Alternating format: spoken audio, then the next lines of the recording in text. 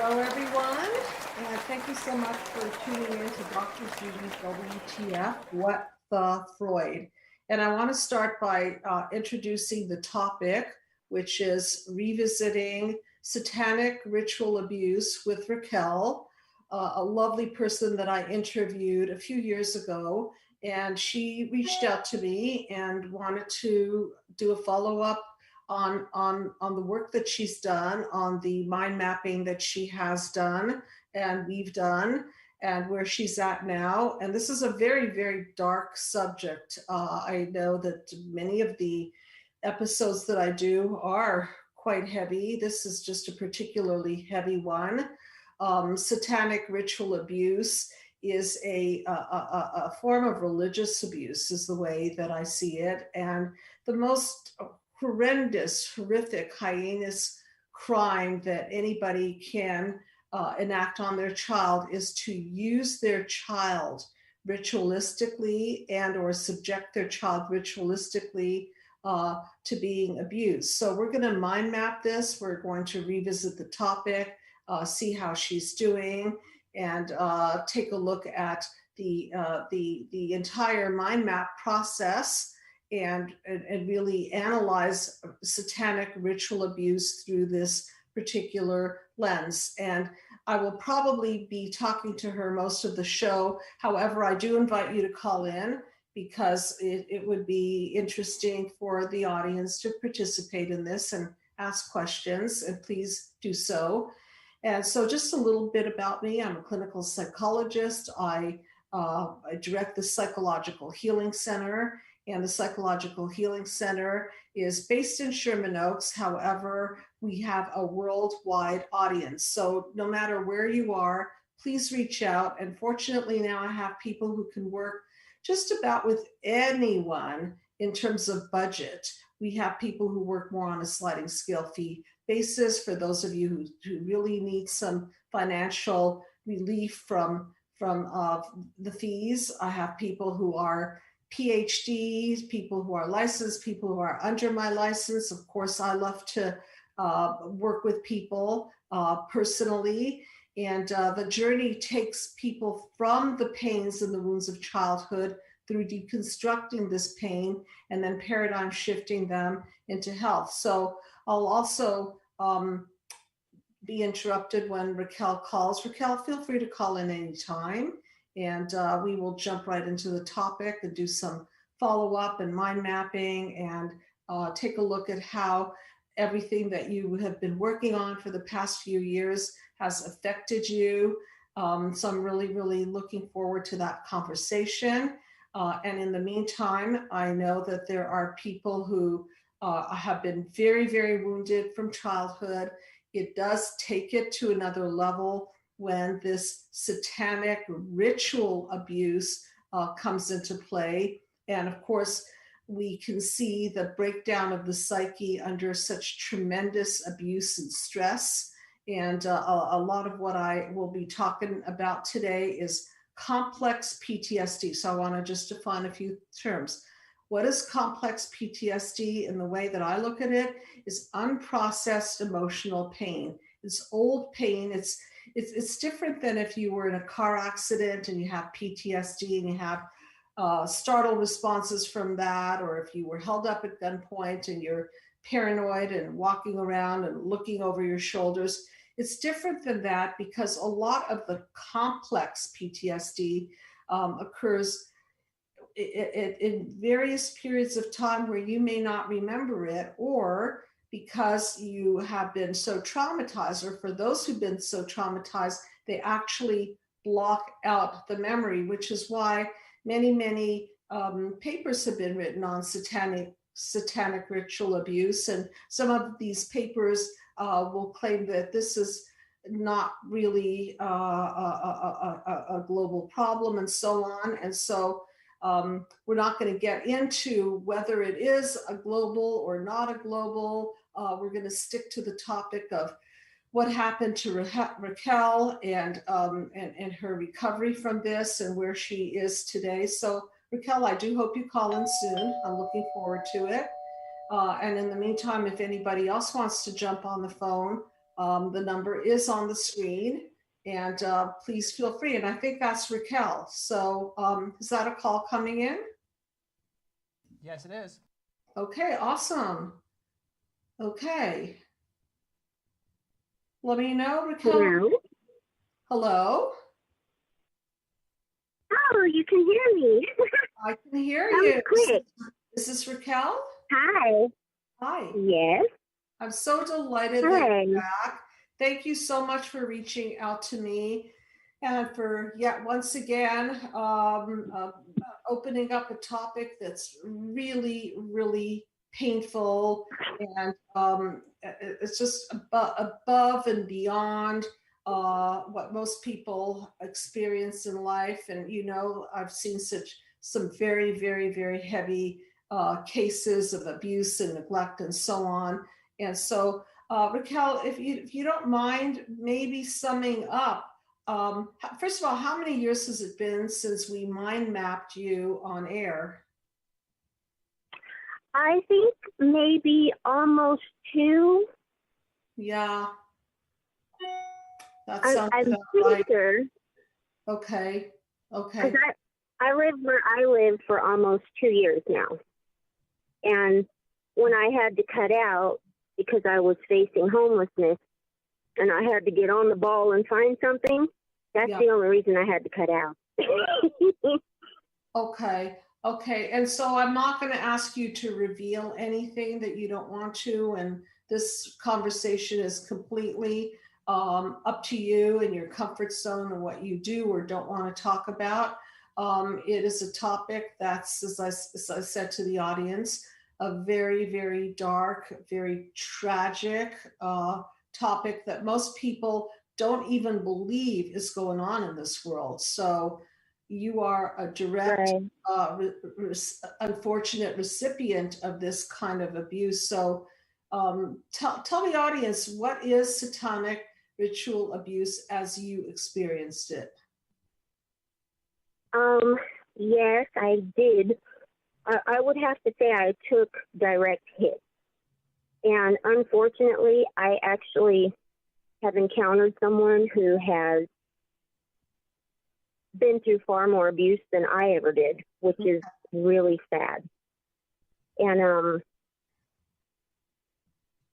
I don't check in, honestly, Dr. Judy, that often, because when we worked together, it was wonderful.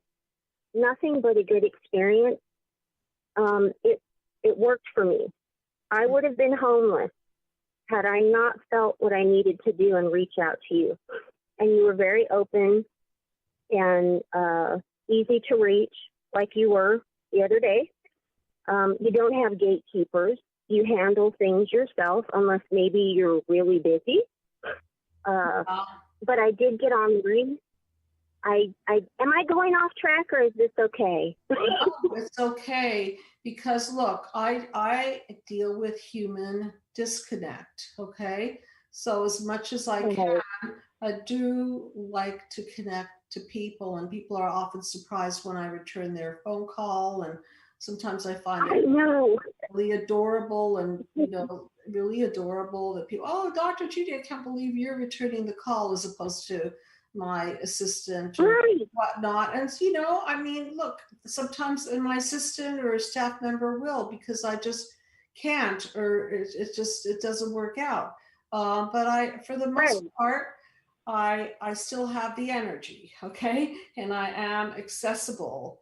And as long as I can still sit in this chair and analyze and help people through this process, I'm going to try to remain as accessible as I humanly can, with some boundaries, right? Because that's what life is about, right? Giving, and at the same time honoring our personal boundaries. So I know that we did about like 3 segments, 2 or 3 segments, did we not, back in the day? Yeah, there were 3 separate interviews, and then I did counseling with you. Yep. Right. That's right. So I obviously did some therapy with you on air, and it would have been really Mm-hmm. rotten for me to leave you high and dry, right? If we No, you didn't. You didn't if we at all. started something, then I felt that it was the right thing to continue with you. And so, if you don't mind, let's go over the mind map. And at first, tell me at what age did this start, and were your parents involved? The satanic ritual abuse? Yeah. Oh, my mother was absolutely involved. Okay. I remembered being molested at a month old. I remember my mother going to sacrifice me and drive a knife through me. Okay, now I back was up on for an a minute. altar. Back up for a minute, because Okay. I'm sure that everyone in the audience is saying at this point, "Come on, how could she remember when she was 1 month old?" Right. Right? And so already Right. the skepticism. So what?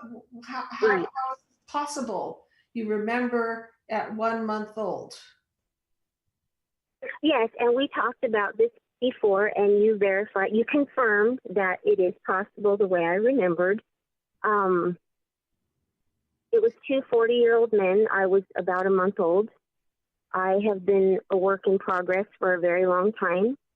I spend a lot of time alone and asking for truth from what I call the universe. And to me, that is all truth that is out there, Okay. that is accessible. Maybe not to everyone, but I know it is to me. I can't speak for everybody else. Okay. But I was in a deep time of reflecting on things and asking for answers. And I have a lot of sickness in my body that I can't explain. People call them phantom pains. That's what my therapist, the PTSD specialist that I used to see, would call them. Okay. Because even though we're not in those situations, those things still show up. Absolutely. Go ahead. No, I was just thinking about how the body is a storage place for emotional It is. how the mind and the body are Absolutely.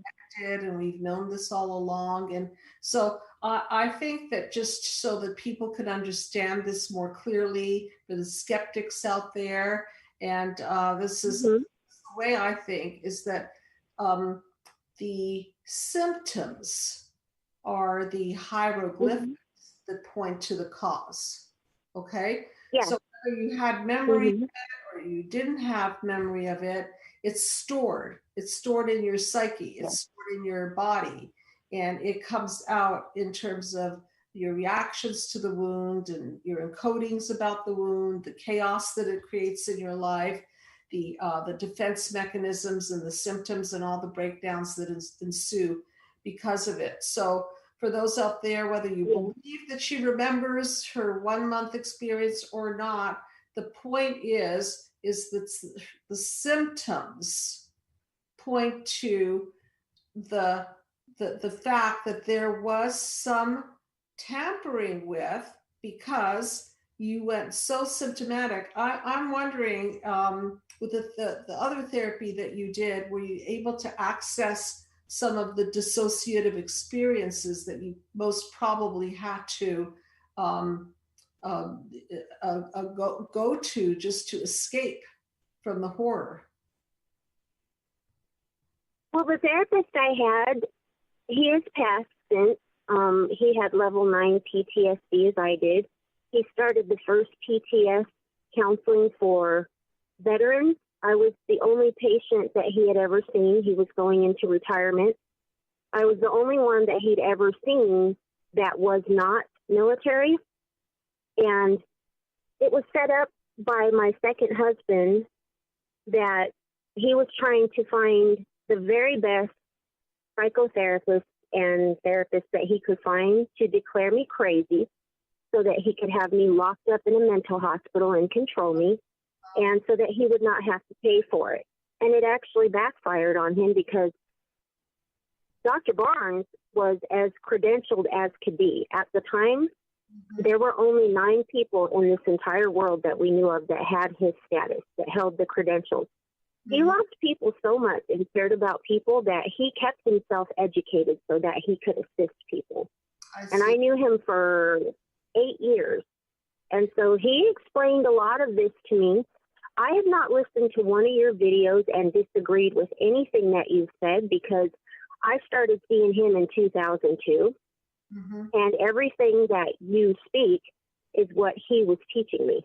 Interesting. And he's been used in over 300 federal forensic cases. He had all kinds of credentials in different areas in life, highly involved with the government. And I didn't have to fight for my disability because this man was well known. He was a professor at a college as well. The lady that interviewed me, she about fell out when she found out Dr. Barnes was my therapist.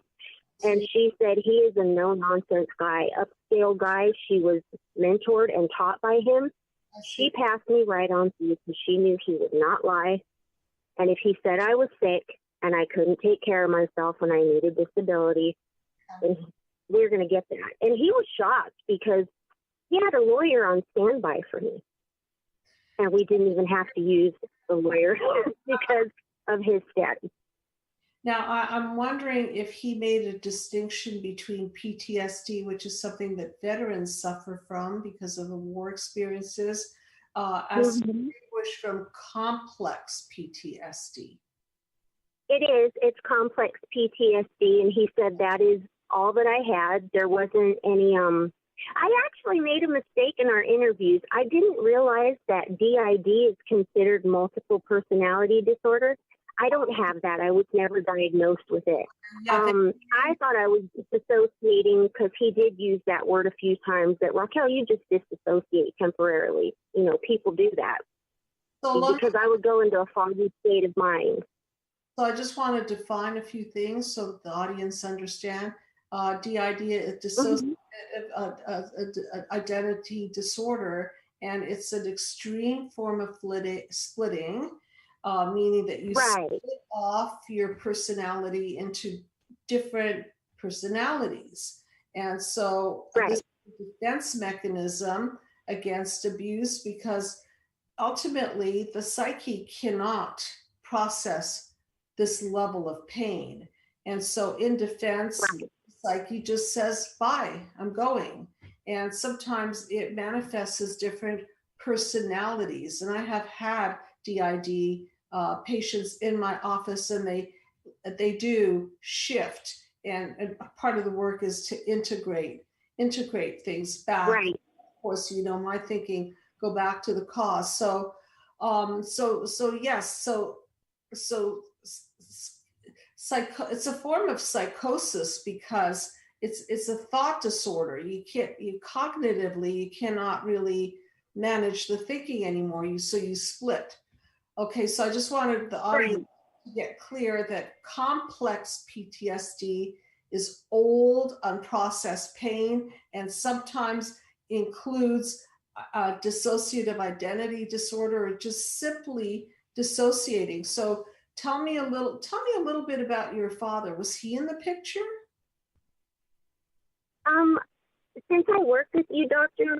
Judy, I've made so many discoveries, and just when I got off the phone with you the other day, oh my goodness, stuff has been flooding me again, like it did when I initially connected with you. I have written about 20 pages of stuff again. My father, I didn't know all this at the time. My mother is DID. We've seen it. Her eyes would go black and she would turn into a different character. And I actually spoke to her on the phone when a child came forth that I spoke to a few years ago, and was a witness to that child, that what happened to you was wrong. So I know my mother had that. I know my mother also. Sorry, I just want to clarify. To clarify, you mean you were speaking to the child piece of your mother? Yes. She went from adult to a childlike voice, and I had to nurture that child and walk that child through what it had been through, and, you know, love it, speak to it, and bring her back. And she did not remember anything she said to me. It was very sad. It was heartbreaking. So your mother was a victim of abuse herself, correct? Oh, severe abuse. Yeah, they were raped, molested. That's why that little child split. And I actually seen the event because I'm what people call intuitive. I don't like the word psychic. I don't like labels and things like that, but I can't deny what I am. And I actually can see into people and moments of tragedy that have hurt them or disabled them. And I've helped a lot of people to move forward in the things that I've seen, and I'm very careful with them. But that's what was happening with my mother that night. It was like I was watching a movie, and we were talking about her tragedy. Right. On the one hand, it's beautiful that you were able to walk her through this. On the other hand, how sad that you didn't have anybody, that you didn't have your mother to protect you. I know. Right. And walk you No. through. And yeah, we weren't protected at all. Yeah. Okay. Yeah, So my mother. Go ahead. No, go ahead. Oh, okay. So yeah, my mother also had schizophrenia. My mother, before she stole us away from my father, what I realized after counseling with you and doing the list of, because of you, Dad, you know, I suffer with this. I had to really come to a place of understanding that my father really failed us. But I learned what happened because, you know, when you do the work, you start to go back down memory lane and doors open where you start remembering stuff that you are now safe to deal with. Mm-hmm. So I know that my mother told my father, if she stole us away from Ohio and took us to California with a molester, his family was molesting us. They were satanic ritual abusers. Mm-hmm. Now, I will say to people out there, please do not think that I think that everybody that is satanic is evil, okay? I've known people that call themselves Satan worshipers that would not hurt anyone. To them, it's an environmental, elemental thing that they're worshiping, and it has nothing to do with killing animals or children. I've known witches that are like that. I actually consider myself a high priestess at this point in my life, but it is not what this world has been taught. It is not anything that is evil. I never thought that I would step into that position, but it's simply working with elements and maneuvering energy. That's it. Very I don't worship any. Right. Because I know, isn't it? You've lived it, so you know more about this than I do, in the sense that I, as a psychologist, have always associated satanic ritual abuse people involved in this as people who were very, very dark in spirit, okay, and that who would enact rituals that hurt people. And you're saying not necessarily so, but sometimes so, yes? Oh, absolutely. That's a lot of what this world thinks it is. And, you know, I was called to be a high priestess in the dark side of it. I would never do that because I would have had to murder, rape, and sleep around with everyone and hurt children. It wasn't in me. That kind of darkness is not there. But let's say a tornado's coming, because I've had witnesses to that about 20 years ago, when you hear it on the news and it's crazy outside and my spirit is alerted and I have stopped things. I have called forth the wind, the rain, stopped tornadoes. That's all it is. It's assisting humanity in things that will not destroy us. But it's not putting spells on people and controlling people. It's not anything like that. So, I don't know anybody who practices the way that I understand it at all. So I know they're out there, but I haven't met them. So from your knowledge, do you think that your father was also a victim of satanic ritual abuse?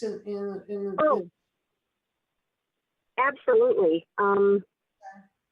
Yes, my mother and father. My father, as I told you before, his mother he called her an evil B word, but she was a practicing witch.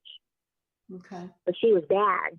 You know, she destroyed her own family, but of course she had to have suffered too.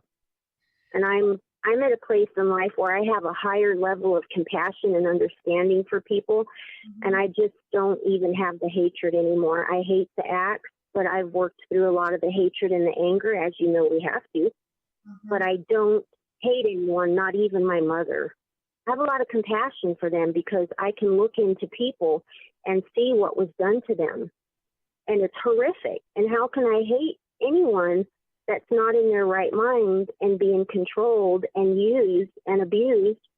And maybe there weren't resources there or anyone that they could trust, and they weren't safe. A lot of people in these things lose their lives. And a lot of it is governmental and higher ups. And I know I lost my children to people like that. How many They're everywhere. Are your children still alive? Yes, but they don't talk to me. My children, Dr. Barnes said my children were kidnapped through the courts. And I know the very women that did what they did and ripped my children from my arms and had no regard for my children or myself. I know they're practicing. I know they're very evil. I don't believe in that word anymore, but I know they are evil. They are black as night. And I know they do this to families. They do this to good, loving mothers. They do this to people of a pure energy and a pure spirit. And they do not punish the ones that serve as they do. There's a lot of evil in this world that is designed to destroy. So I don't see this world as a good place anymore. Well, with the level Go of ahead. trust has obviously been shattered. I want to talk a little bit Absolutely. about, the multi-generational transmission process of this level of abuse. That's why I was asking about your father's background and your mother's background, and this goes back a long way. And psychosis is, again, that splitting where you split off your psyche, and you've got to leave because you've got to go to another place because it's too unbearable to be in the place of such overwhelming cruelty, Right. physical and so on and so forth. So it's a miracle that you can walk and talk and think and I know. and care Right. and forgive. It's a miracle. Okay, so if you don't mind, I'm just going to kind of quickly go through panel 1, 2, and 3. Okay, Right. and we're just going to revisit it because then was then and now is now. And so if we look at panel 1, and I look at the different forms of physical abuse, which typically, and there's more in your case, sexual abuse, obviously, physical abuse, which sexual abuse is part of, verbal abuse, emotional abuse, neglect, and being controlled. Now, which ones do you experience? All of them. All of them. All of them. Every one of them, as I had told you before, every one of them to horrible extremes. And the therapist I worked with said that I lived enough trauma for 5 horrific adult lives, and he had never experienced anyone like me or anyone like me that held on. Every therapist I've ever seen is horrified. They cannot understand how I have the capacity to care for people. And it's taken a lot of work to pull myself and keep myself together and away from drugs and alcohol and prostitution. The normal things that happen to people. Or Right. people killing me. Or, I killed myself, but I came back to life. I know why now, but, it's been a life of people trying to murder me, wanting to take myself out to escape them. But after working with you, I have so many more answers. I don't feel sad. I don't run around unhappy. I'm very happy. And when people find out what I come from, they think I'm delusional. I'm not. I'm a silly goof. I run around my house being a complete jackass. Someone dubbed me with clown status last year. They said, you have officially reached clown status because I used to do comedy on my YouTube channel. I'm funny. I'm happy. I want to tell the audience how talented you are. Raquel and some of the staff members the most beautiful homemade items. One I remember was a gorgeous purse, and it was very 1960s, very hippie style. I do remember that. And some of the homemade stuff that you do is absolutely beautiful. I think you're hugely talented. And I know we talked a little bit about manifesting and that it's hard to manifest. And, maybe we can get into that a bit later. But I see you as an extreme manifester. And I just want to go back for a moment to panel 2, which is the reactions to the wounds. Describe some of them. The dissociation. Yes?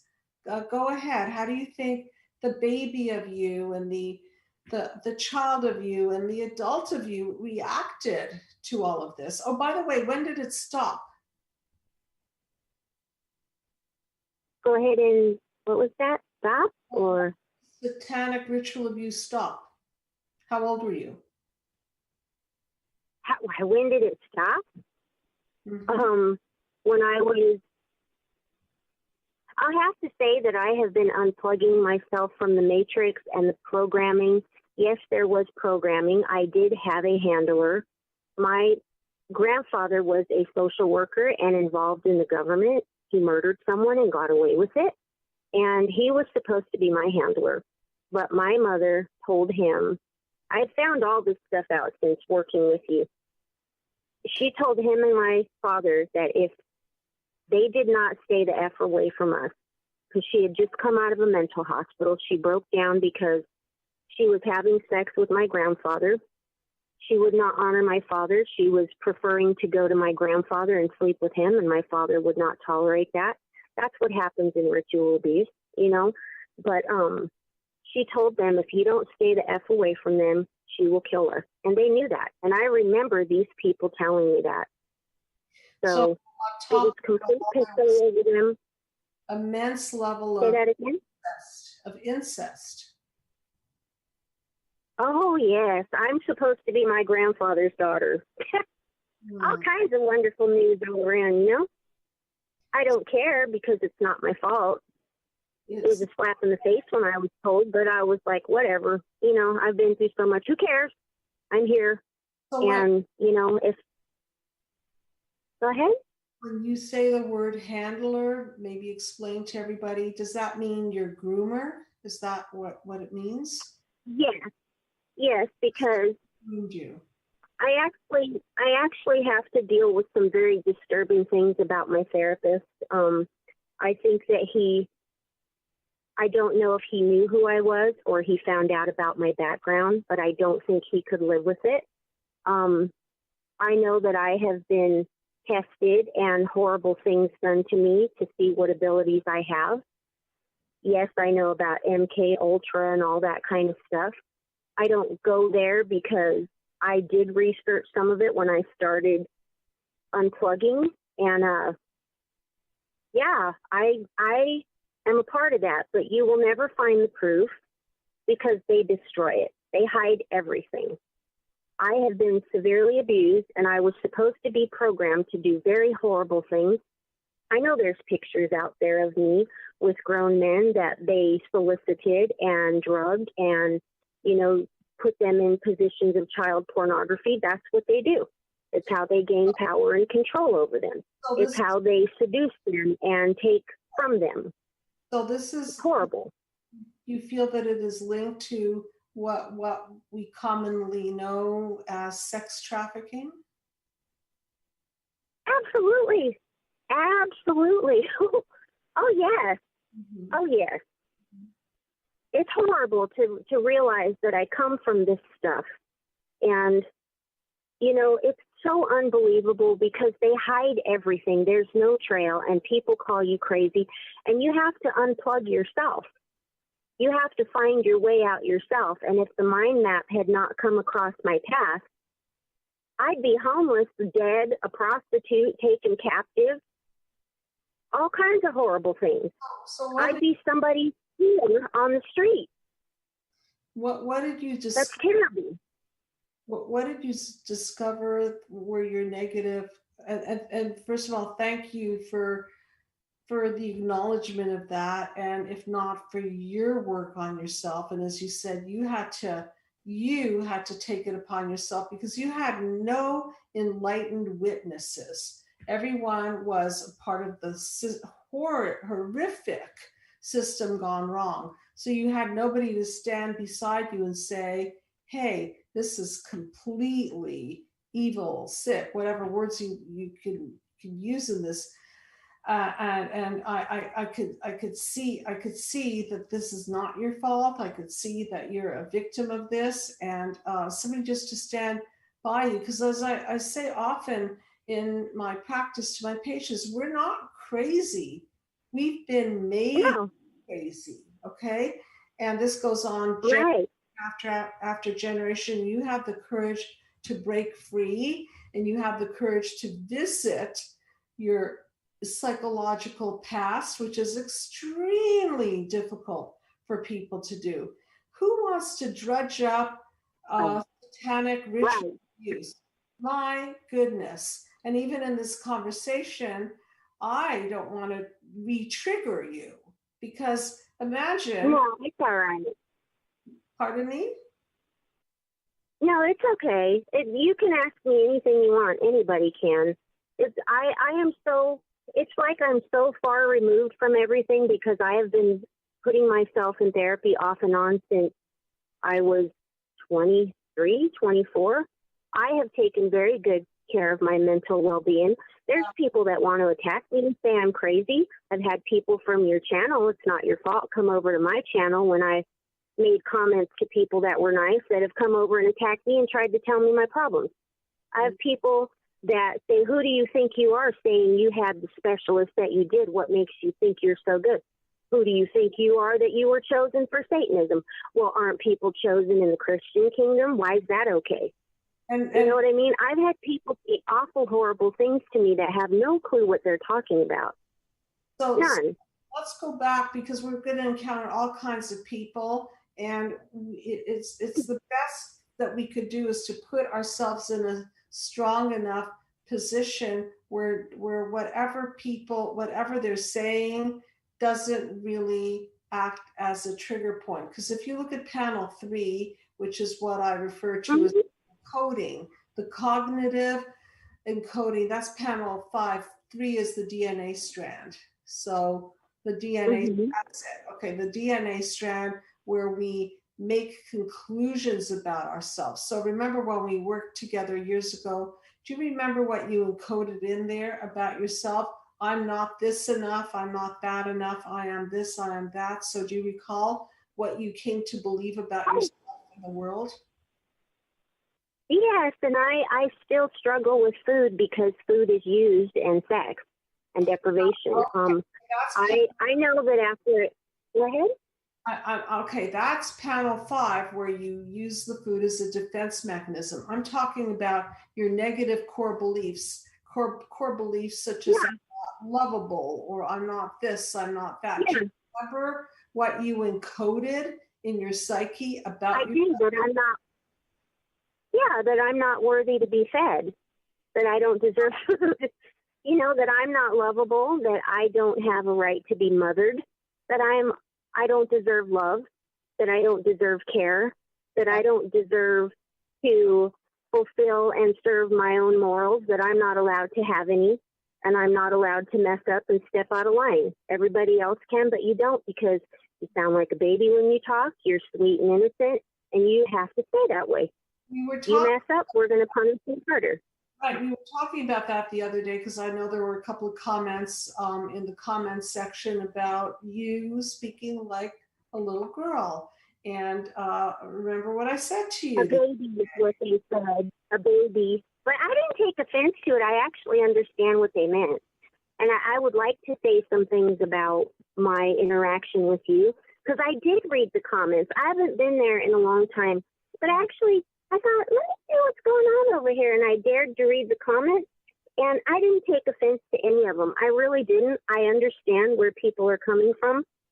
And I would like to address some of those, and people questioning our work together and if you're legit. Yeah, she's legit. The mind map works. I've been through the most horrific things that people can survive, and her program was the next step. But Mind Map is absolutely wonderful. I worked it, and because I worked it, I'm going to go back to it again because it's time. But because I worked it, I uncovered core issues that I never knew I had. A big old light came on. It's like the sky opened and went, oh, here's the garbage. Now let's get it out. It was great. It hurt, but it was great. Yes, and I needed it. And look, with all due respect to the audience, and people are in different places at different times, when we cannot trust in our family of origin, when we lose trust in our mothers and our fathers, it's hard to trust anybody else. And so skepticism prevails. It just prevails. Right. And it's a form of projection. If mom could do this to me, if dad could lie to me, then professionals are going to lie. And if I was abused by my family of origin, then professionals or friends or bosses, they're going to use me too. And indeed, sometimes people find themselves in what I call a what the Freud. A WTF is what I call a repetition pattern, where people choose people to reenact the horror story. And then what happens after that is they get triggered in their panel 3, I'm not this and that enough. And then they are in a relationship where these horrible core beliefs are activated, and then boom, boom, boom, chaos, defenses, and breakdowns. And then this cycles through again and again and again. And that's what I call the what the Freud, okay? Which is right. That's what attracted me to your stuff, because I like to say what the F. I use profanity, not in public. On my channel I do, big deal. You know, it helps me vent. That's what attracted me to your thing. I was like, I gotta see this. What is your channel so people can access it? Oh, honey, I don't want to tell anybody. I didn't want to tell last time because I had people attack me over there. I keep it private. I don't even promote it. It's just for me and my children. You know, I don't even want subscribers, but I do have people that like to watch and support and learn. And as long as they're not brutal with me, you know, they can ask me anything they want, but I will not tolerate people attacking me. So I just keep it private. It's for healing. And I love how strong. You know, I just want to say that I love how strong you've become. And going back to the little girl voice that people picked up on, right? Sometimes when we're abused, we have a regression or an arrested development. It's sort of like the shadows of the wounds of childhood stop us from growing. And again, symptoms are the hieroglyphics. So when you see a person or a person with a higher voice, then you can start connecting the dots and say, oh, that person had some sort of an arrested development. And so they were not able to grow. Obviously, you've been growing all along, and you don't seem to stop seeking and healing and uncovering and having the courage to walk into the pain and then redefine yourself and so on and so forth. And here you are. I can't. Right? Right? I can, and I'll give up. You know, I can't. It'll be the end of me. And this life is going to be finished successfully. I'm not coming back here. I'm not going to be used and churned and in that karmic cycle anymore. I'm fixing things here and with the people that I'm involved with. I believe a lot of different things that I would have never believed. No more brainwashing, no more programming, no more running to the church, no more calling on a God that never protected and saved me. I don't even believe in God. I am God. I am the God of my own life. I will never bow my knee to anyone. I will never serve a lie. And when I was slammed with the truth about Christianity, oh, it hurt. And I rebuked the devil, and I rebuked you this. And you know what? I told the man, when he would hurt me, you need to go find Jesus. And I wasn't being hateful. I really meant it because I thought I possessed something that he needed. And you know what? He found Jesus. And when I finally opened up and gave up and I surrendered and I started listening and researching and studying, holy guacamole, I let it go because I'm a person of truth. I will not serve lies. And when something is a lie, I have the right to change my mind. And I did. And people were shocked that I walked away.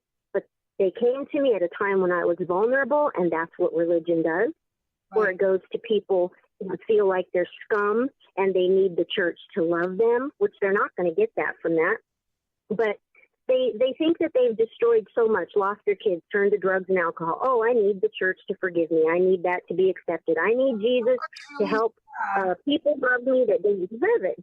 Right. It's not true. What's so sad is that I'm sure there are a lot of religious practices that are beautiful and healing and protective, and people benefit by it. And was that a call-in, by the way? No, it's not. Okay, thank you. And when you're betrayed by the very institutions or family members that are meant to protect you, it's really, really hard to put any level of faith or trust in them. So it's very, very understandable. But I think what I'm getting from you is that you are your own agent. You know, I talk about being the cause and the power back. Right. Exactly what you're doing. You're saying, let's go to panel 5 for a minute. You know, those bubbles that were up a little while ago. Okay, so panel 5, you said that you used to overeat as a defense mechanism, right? You used to this, that. Then panel 5 also represents boundaries. Now, as a little infant, child, young adult person, your boundaries were more than severely violated. So in a healthy... I wasn't allowed to have you. There were no boundaries. There were just no boundaries. No. And so when we're literally psychologically and physically penetrated like that, that's the grooming part, that the handler, we were talking about the handler. And so through that, you became a permeable membrane, very vulnerable, very permeable. And now what you're doing is you're growing a thicker, healthier skin, where you're saying, you know, the word I will not, and this is who I am. I'm a stand for the truth, and I recognize truth, and I see through things, and I. And in my book, Be the Cause, Healing Human Disconnect, which, by the way, everybody can have a free copy of this PDF. Just reach out. Get it. You need to read it. It's a good book. I read it. You know, there's no excuse not to learn the system because the PDF is free. Right. And these YouTube videos are free. So there's a lot of free information. And if you want somebody to walk you through this therapeutically, if you want to actually go through the system, then you have that option. Okay. So in panel 5, you were penetrated literally, physically, psychologically, and so your defenses were shot. And what have you been doing all along? You know, that's why I call it the follow-up on you 2 years later, is you're setting your boundaries, you are not allowing people in, you're keeping your privacy because obviously you still don't feel safe, and maybe you're not safe and you're just being smart about it, that you don't want people to know your channel or know where you live and so on. Good for you. Why should you? Yeah, I'm not safe right now. My life is being threatened to be taken from me because of associations with what I've had with other people. It has nothing to do with me. I was scared, but I thought, you know what? Screw that. I'm a high priestess. I'm going to maneuver and orchestrate and manipulate things in my favor. I'm going to move stuff around and keep these people off my path, and it's getting better. Okay. I'm not afraid. No way. Right. That's clearly you're standing up. You're looking at the evil square in the eyes, and you are more you're building yourself. And so I just wanted to refer to the concept that I talk about in the book called the little I, which is the injured self, and the big I, which is actualized self. You know how Maslow talks about self-actualizations. Once you have your food and your shelter and your safety and so on, then you can start to grow and manifest out of a safe space. Well, you never had your safe space. You still don't have a safe space, but you have a safer space, correct? Yeah. And I've got everything I need. I'm sorry, what did you say? I said, oh, yeah, I've got everything I need. And because of the work I did with you, I got into a place, and the man I used to live with walked away from me for a time. That was good. Everything worked out the way that I needed. I didn't abandon him. I didn't leave him to himself. He came back when he decided to, and it gave me time to grow. I had to work with you, connect with you in order to get shelter. That, me speaking my truth and making my declarations to the universe that this is what I'm going to do, this is who I am, you have to speak that truth in order to bring the things that you need. And yeah, I started building everything around me. I felt safe here for a long time until maybe 6 months ago. I knew what it meant to be safe. And that's because the work I did with Dr. Judy. For once in my life, I knew what it was to be safe. And, you know, patterns come back, but eventually, if you keep doing the work, you will defeat them and they will go away forever. Dr. Judy, when I go out, I don't encounter bad people. I don't live in a lower vibration realm. I live in the higher vibration that wherever I go, people love me. They embrace me. They're happy I talk to them. I make people's day. They ask, where are the women like you? Where are people like you? Why are you so happy? I don't have bad encounters with anyone. I just don't. When I go out just to go get food, it's like a magical journey of just happiness. I come home and go, what a fabulous outing. I went out on my terms. Wow, what a great day. Yeah, I rocked it today. And then I come home and I be happy in my home. Mm-hmm. I don't sit around being sad or angry or mad. And when I need to feel those things, I allow myself to, and I don't make excuses for anybody else anymore. I don't lie for anyone. And I that's, name names. you know, that's such Go a ahead. high degree of freedom to attain in life, where you're psychologically freed up to feel, I know. up to live and to breathe and be silly and be comedic and be self-expressive and creative. That's a really beautiful space that you have carved out for yourself. Okay. And in spite of the Yep. fact that you've told me that you don't feel safe, still, we talked about the fact that you do have shelter, you do have food, Mm-hmm. you have your sense of humor, Yep. you do have your artistic talent, you do have the ability to Mm-hmm. recognize truth, you do have the ability to be courageous. So I would say the Yep. list of what you have is pretty high, So I think one thing I could definitely learn, and in the audience I hope too, is a concept that maybe I don't talk about enough called resilience. The resilience of the human psyche, of the human soul, are striving toward the light, okay, are striving toward the best of ourselves. And we do Yep. have a sense of resilience. And even when life beats us down to this level, to be able to still have that little spark of trust in yourself, because that's what it was. Yep. And I do trust myself. Right? It I wasn't, trust me. Not all the time. But if I don't feel like I can trust me, I keep my butt at home. I don't go anywhere. right. I ask, why do I not trust myself right now? Because I'm not capable of making good decisions right now. Let's try a little bit later from now. You know?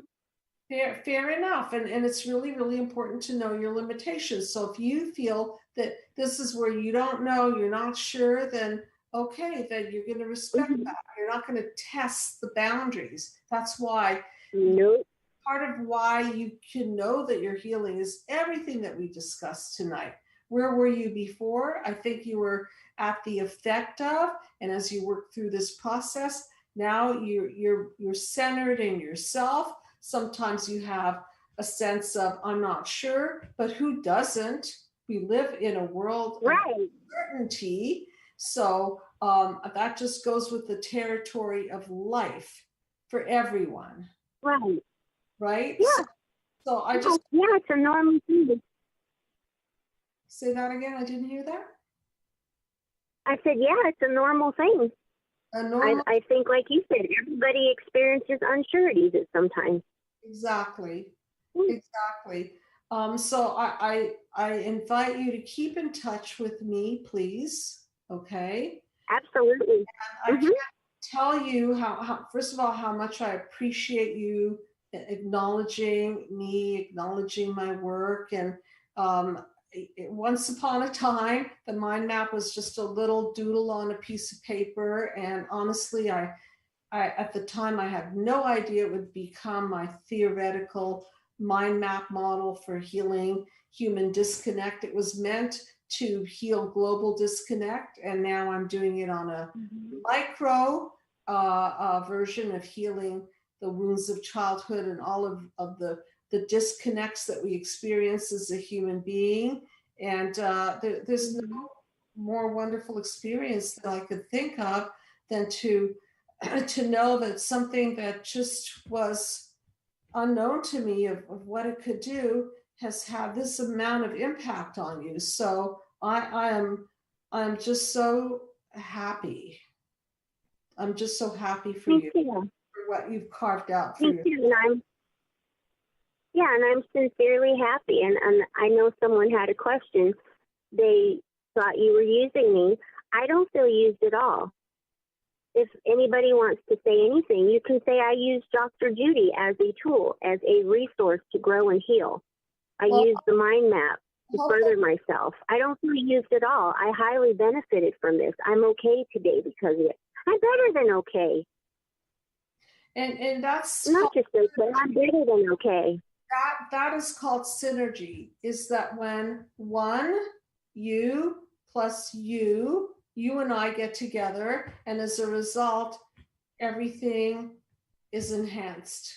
Okay, so what using is exactly what satanic ritual abuse is, or any form of vampire-ish abuse, is when one benefits and sucks the other dry, whether it be emotionally or financially or any which way, and then the person leaves feeling worse than, not better than.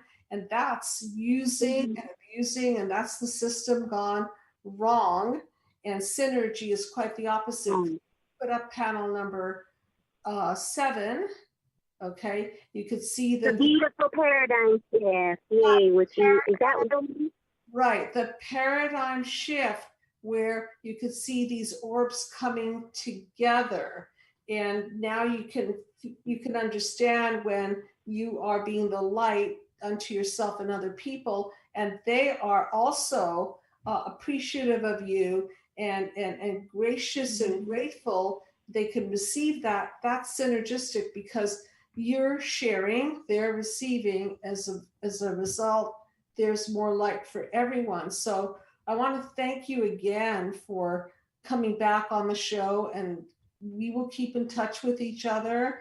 And I hope that this has shed light on, I think, one of the darkest challenges in, healing from satanic ritual abuse. So I thank everybody for tuning in, and very grateful to you, Raquel, for sharing what you've been through.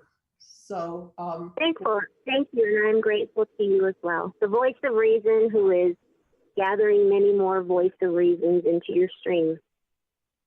Appreciate it. Okay. Good night, Raquel, and good night, audience. Thank you, dear. Okay, and I'll see everyone next week. Okay, good night. Thank you all. Good night, all.